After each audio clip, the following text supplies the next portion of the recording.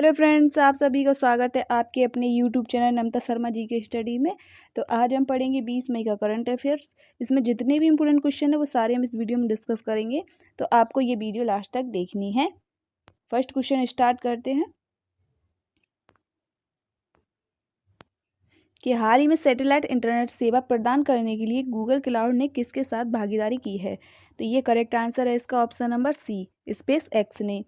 इसके बारे में हम पढ़ लेते हैं। स्पेस एक्स क्या है, तो वो है एलन मस्क की कंपनी है, और ये जो हस्ताक्षर किए हैं तो वो किस लिए किए हैं, तो उसके बारे में हम पढ़ लेते हैं कि गूगल क्लाउड और स्पेस एक्स ने स्टारलिंक उपग्रह के माध्यम से इंटरनेट सेवा प्रदान करने के लिए एक समझौते पर हस्ताक्षर किए हैं।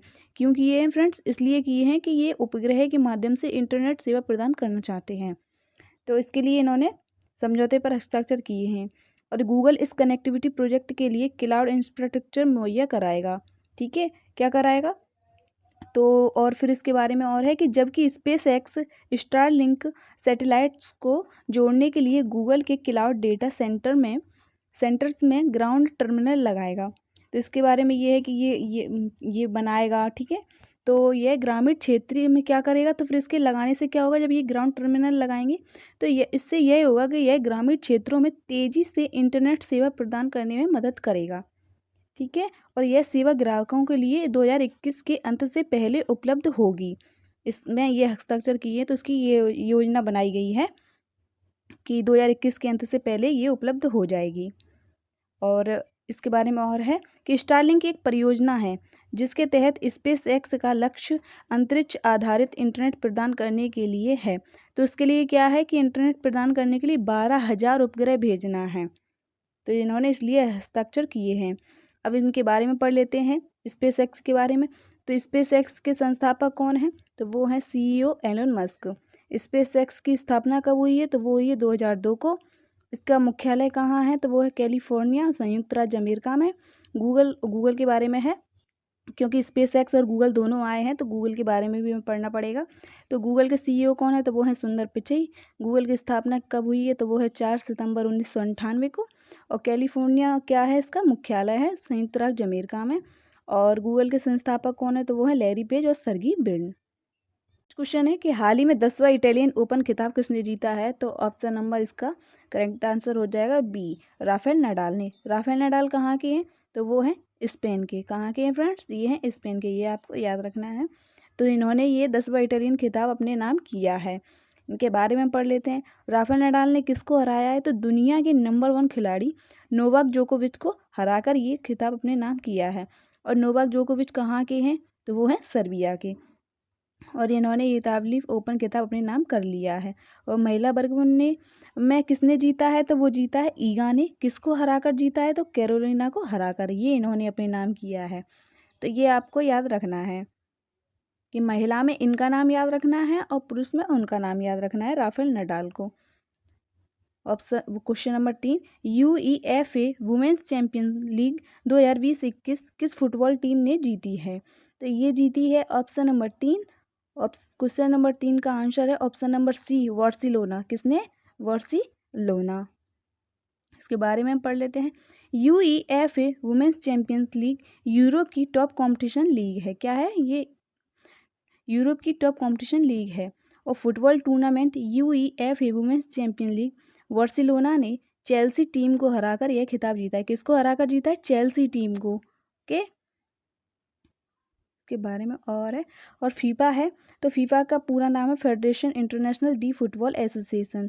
ठीक है, और पूरे विश्व में फुटबॉल खेल को फीफा रेगुलेट करता है। फीफा के बारे में हम क्यों पढ़ रहे हैं, वो इसलिए पढ़ रहे हैं क्योंकि फुटबॉल का क्वेश्चन आया है, तो फुटबॉल के बारे में पढ़ना ज़रूरी है। तो कौन करता है, ये करता है फीफा। स्थापना कब हुई है, तो वो हुई है 21 मई 1904 को। मुख्यालय कहाँ है, तो वो है ज्यूरिख स्विट्जरलैंड में। अध्यक्ष कौन है, तो वो है जियानी इन्फेंटिनो के, ये इनके अध्यक्ष हैं। ये आपको याद रखना है, ये क्वेश्चन में पूछा गया था, एग्जाम में पूछा गया था ये क्वेश्चन, तो आपको याद रखना है।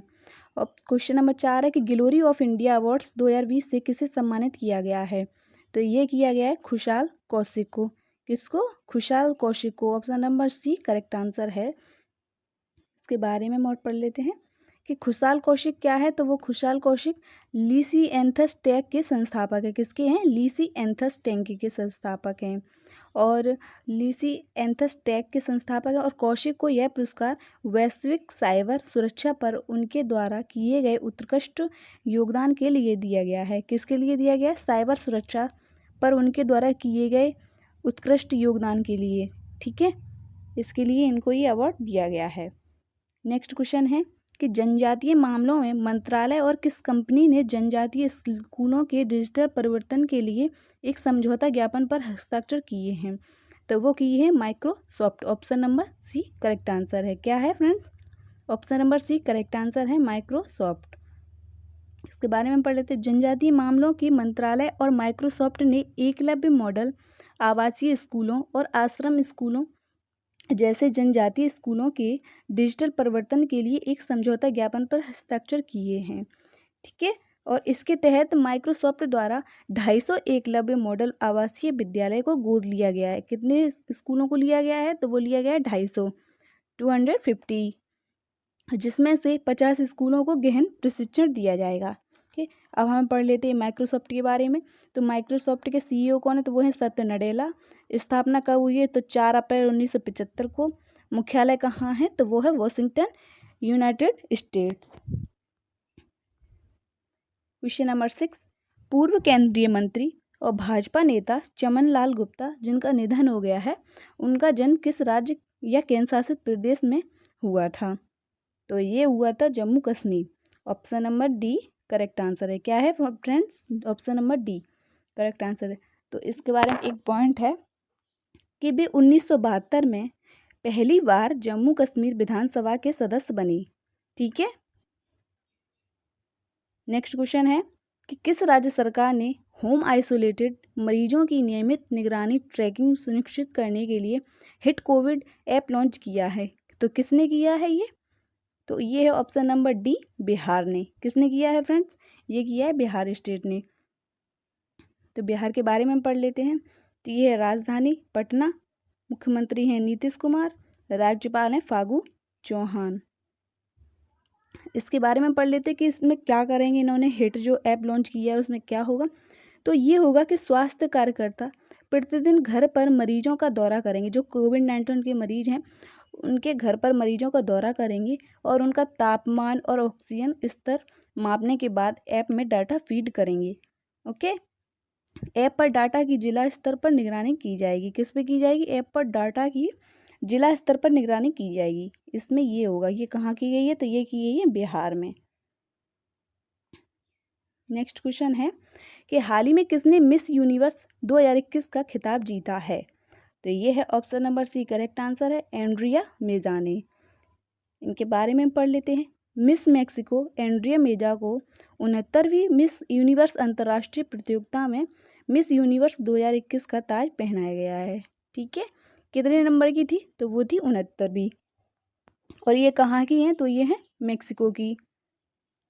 क्वेश्चन नंबर 9, कौन व्यक्ति हाल ही में सुजुकी मोटरसाइकिल इंडिया के नए प्रमुख बने हैं? तो ये बने हैं option number C Satoshi Uchida. ठीक है, इसके बारे में पढ़ लेते हैं कि सुजुकी मोटरसाइकिल जो इंडिया है उसके सतोशी उचिदा को ये कंपनी का नया प्रमुख बनाया गया है। उन्होंने सुजुकी मोटर कॉरपोरेशन के वैश्विक सुधार के हिस्से के रूप में कोइचिरो हिराओ की जगह ली है। किसकी जगह ली है? कोइचिरो हिराओ की जगह ली है। अब कौन बन जाएगा? तो अब बनेगी सतोशी उचिदा। अब सुजुकी मोटरसाइकिल के बारे में पढ़ लेते हैं। मोटर कॉरपोरेशन के संस्थापक कौन? तो वो है मिचियो सुजुकी। और इसका कॉरपोरेशन की स्थापना कब हुई? तो वो हुई अक्टूबर 1909 में। और सुजुकी मोटर कॉरपोरेशन के सीईओ कौन? तो वो है ओसामू सुजुकी। इतना आपको याद रखना है। क्वेश्चन नंबर 10, हाल ही में अंडर सी केबल नेटवर्क बनाने के लिए ग्लोबल कंसोर्टियम में कौन शामिल किया गया है? तो ये है ऑप्शन नंबर 10। अरे option number C Reliance Jio ने। किससे? Option number C. कितने? क्वेश्चन नंबर 10 का आंसर है ऑप्शन नंबर सी। इसके बारे में पढ़ लेते हैं क्या करेंगे। तो ये है कि टेलीकॉम ऑपरेटर रिलायंस जियो की बढ़ी हुई डेटा को मांग को पूरा करने के लिए वैश्विक भागीदारी और पनडुब्बी केबल आपूर्तिकर्ता सबकॉम के साथ भारत पर केंद्रित सबसे बड़ी अंतर्राष्ट्रीय पनडुब्बी केबल प्रणाली का निर्माण कर रही है। इसने क्या किया है कि रिलायंस जियो की अगर बढ़ती हुई मांग मतलब बहुत ज़्यादा बढ़ती हुई मांग हो रही है, तो इसके लिए इसने वैश्विक भागीदारों और पनडुब्बी केबल आपूर्तिकर्ता सबकॉम के साथ इसने भागीदारी की है। तो कंपनी जिन दो पनडुब्बी केबल प्रणालियों को तैनात करने की योजना जो बना रही है ना, तो वे भारत को एशिया प्रांत बाजारों सिंगापुर, थाईलैंड और मलेशिया और अन्य को इटली और अफ्रीका से जोड़ेंगी। ठीक है, तो इसमें ये जो केबल जो पनडुब्बी का काम हो रहा है वो किसको किससे जोड़ेंगी, तो इसमें ये दिया गया है कि भारत को एशिया प्रांत बाजारों जैसे सिंगापुर, थाईलैंड और मलेशिया और अन्य को इटली और अफ्रीका से जोड़ेंगी। ये लाइन जो जोड़ेगी पनडुब्बी जो है। तो रिलायंस जियो के संस्थापक कौन, तो वो है मुकेश अंबानी। रिलायंस जियो की स्थापना कब हुई, तो वही 2007 में। और रिलायंस जियो का मुख्यालय कहाँ है, तो वो है मुंबई। ये है कि इसका काम कैसे करेगी, तो पनडुब्बी जो केबल नेटवर्क के बारे में है ये हम भी पढ़ लेते हैं कि पनडुब्बी केबल नेटवर्क इंटरनेट और दूरसंचार सेवाओं के प्रवाह के लिए कई देशों को जोड़ता है। ठीक है, ये क्या करता है, पनडुब्बी जो केबल नेटवर्क है वो इंटरनेट है, तो इंटरनेट और दूरसंचार सेवाओं के प्रवाह के लिए कई देशों को जोड़ता है। और यह उच्च क्षमता और उच्च गति प्रणाली 16,000 किलोमीटर से अधिक की क्षमता से है। तो ये क्या है, 200 प्रति सेकंड टेराबाइट से अधिक प्रदान करेगी। तो इसका ये काम है। और फिर ये है कि IEX प्रणाली जो भारत को मुंबई और चेन्नई से थाईलैंड, मलेशिया से जोड़ेगी और 2023 के मध्य तक सेवा के लिए तैयार होने की उम्मीद है। कब तक है, 2023 तक। अभी तो काम स्टार्ट होगा, फिर उसके बाद ये चालू हो जाएगी, तो 2023 तक पूरा होने की उम्मीद है। और IEX से है ना, तो ये है दो प्रणाली उन्होंने बोला है, तो एक IEX है, एक IEX है। तो प्रणाली जो इटली से भारत की कनेक्टिविटी का विस्तार करेगी, क्या करेगी, कनेक्टिविटी का विस्तार करेगी। और सवोना में लैंडिंग और मध्य पूर्व में अतिरिक्त लैंडिंग और उत्तरी अफ्रीका के 2024 की शुरुआत में सेवा के लिए तैयार होने की उम्मीद है।